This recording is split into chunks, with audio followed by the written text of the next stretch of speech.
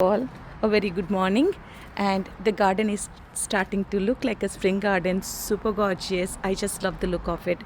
I've been working on planting fruit trees and all of that, so it has been quite some time since I actually made a video. Today I'm here to plant the flavor queen plumcot and a few basics about planting the fruit tree, specifically the plumcots or the plums, is like always check for the pollinator. If it needs if it is self-pollinating or if it needs a pollinator. Many of the times we do see so many people buying one tree and they don't have an idea that many fruit trees need a pollinator to produce well.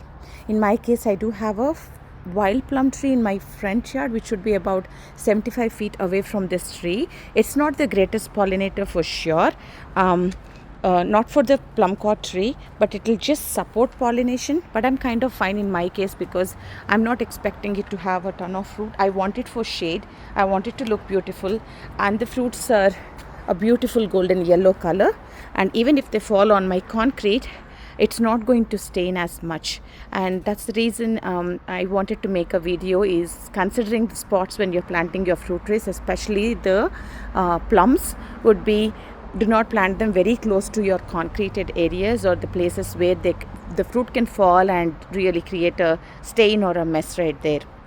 And in my case, I wanted to plant the fruit tree right in this spot, but I have a redwood tree stump right there.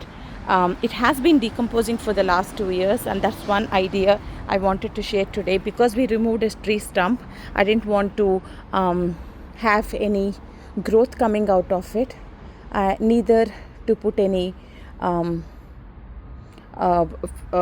anything to stop the root growth, like a chemical to stop the root growth. I've let it dry for about 6 months, and then I have created this is a compost bin, so just put it around the stump and filled it with dirt, and I started growing plants on top of it, and they're growing beautifully. That's where I wanted to plant. But again, if I have to plant the tree there, the stump is right next to the fruit tree, and it's not really good for the stone fruits. Few trees can take that, like fig, pomegranate, they can take the soils which are not very stable and everything, but not for the plumcot. So I have dug up a spot here.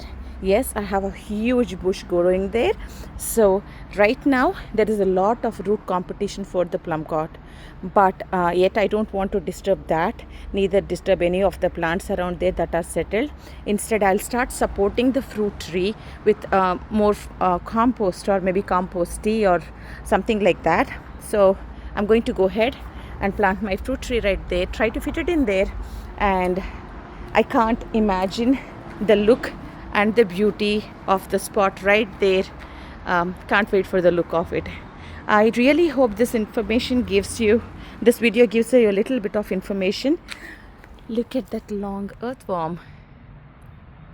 Oh my god. So I really hope that this video will give you a little bit of information on what to consider when you're planting your fruit trees, the little things that you can think of, how to can you grow next to the plants? Yes, of course you can, but yes, you need to support.